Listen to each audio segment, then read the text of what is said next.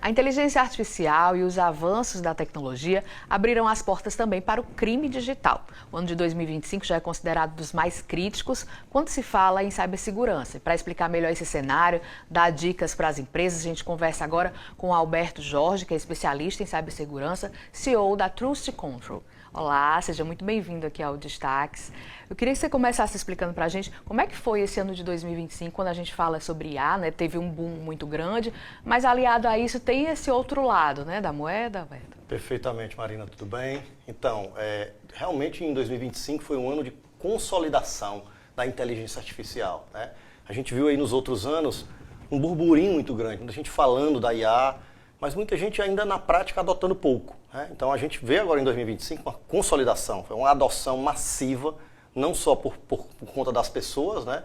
Hoje em dia é muito difícil você fazer uma ação sem hoje dar uma pesquisadinha ali num chat desses da vida, né? Mas principalmente para o mundo empresarial. O mundo empresarial se transformou bastante, muitas empresas começaram a correr, né, para ser mais produtiva, entregar mais valor para o seu cliente final, e acabaram que adotando, né, de uma forma até, muitas vezes sem planejamento, a adoção da inteligência artificial. Então isso naturalmente traz muita produtividade, né, traz muitos ganhos para o mercado corporativo, mas também traz muitos riscos, né? Então a gente tem que balancear muito bem. Expõe uma vulnerabilidade, né? Perfeitamente, né? Então imagina que um funcionário está lá adotando, usando a inteligência artificial, mas sem um devido controle. A empresa não tem um controle muitas vezes. Então, o que ele está levando para a inteligência artificial? Será que são informações críticas, sigilosas, que pode estar, por exemplo, gerando uma exposição de dados para o empresário, e muitas vezes o empresário não está nem sabendo disso.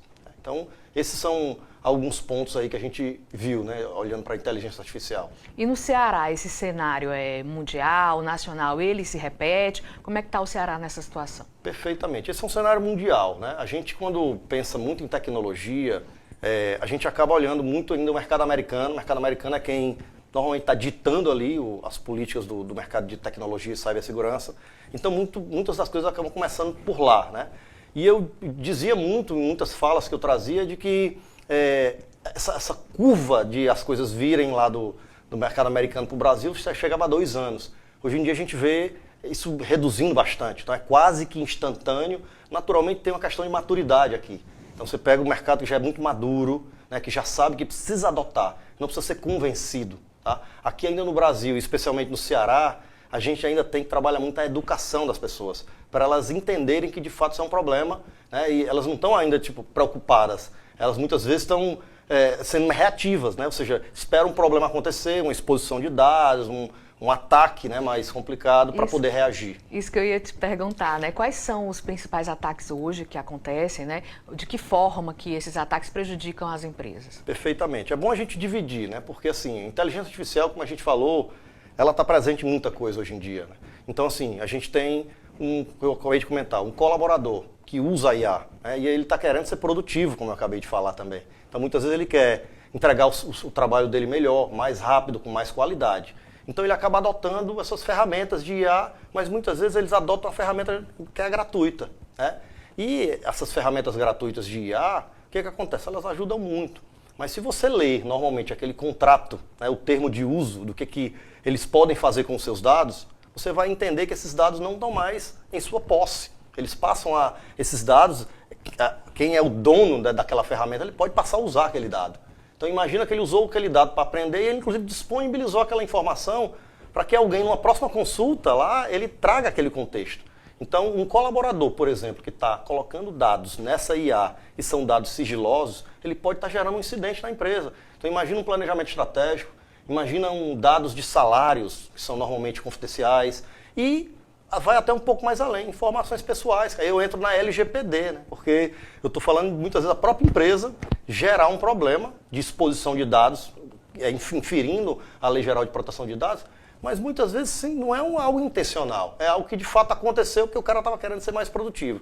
Então esse eu acho que é uma primeira categoria. Tá? A outra categoria é, muitas empresas, para evitar esse problema, elas estão adotando as suas IAs corporativas. Então elas criam lá o seu modelo de dados, elas treinam essa IA e eu passo a ter uma IA corporativa onde as barreiras dela, vamos dizer assim, elas estão dentro do ambiente corporativo. Só que eu passo a ter outros problemas. Eu tenho gente agora atacando essas IAs, envenenando essas IAs, né, de uma forma externa muitas vezes, usando algumas técnicas aqui que eu não vou entrar tanto em detalhe para não ser técnico, né?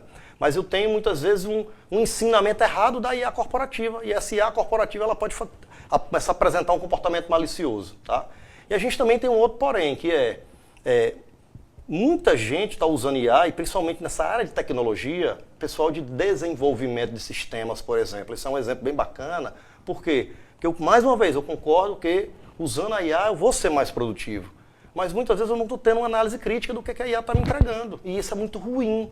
Porque se eu simplesmente jogo na IA, recebo e entendo que aquilo é uma verdade absoluta, muito provavelmente eu vou ter um problema. Então eu preciso, muitas vezes, de aquela carga de um especialista para criticar a IA. Realmente a IA está me entregando algo que não está me expondo. Fazer o papel do humano, né? Exatamente. Que é a crítica, a sensibilidade, a análise, né? Exato. Então a gente está vendo muitos incidentes que é o quê? São desenvolvedores criando códigos de qualquer jeito, colocando em produção, e esses códigos são códigos muitas vezes que têm algum tipo de problema dentro. Eles são códigos maliciosos muitas vezes que a IA acaba entregando porque ela aprendeu desse jeito. A gente, felizmente, está com o tempo apertado, mas para finalizar, né, o que a gente poderia dar de dicas, né, para o empreendedor nesse tema? O que ele deve procurar? Como se proteger? Perfeitamente. Então, a primeira dica é quando muitas vezes você acaba sendo também impactado pela IA através de uma mensagem, né, de uma promoção, primeira coisa é parar e olhar, realmente entender se aquilo é verdade. Acesse o site da empresa, em vez de clicar no link. Acho que isso acaba atingindo o público de uma forma geral. Para o empresário comece a controlar o que os seus colaboradores estão levando para a internet. Então, eles estão carregando arquivos confidenciais, arquivos críticos. Existem hoje soluções e tecnologias que você consegue blindar as suas informações para evitar que aquilo vaze, né?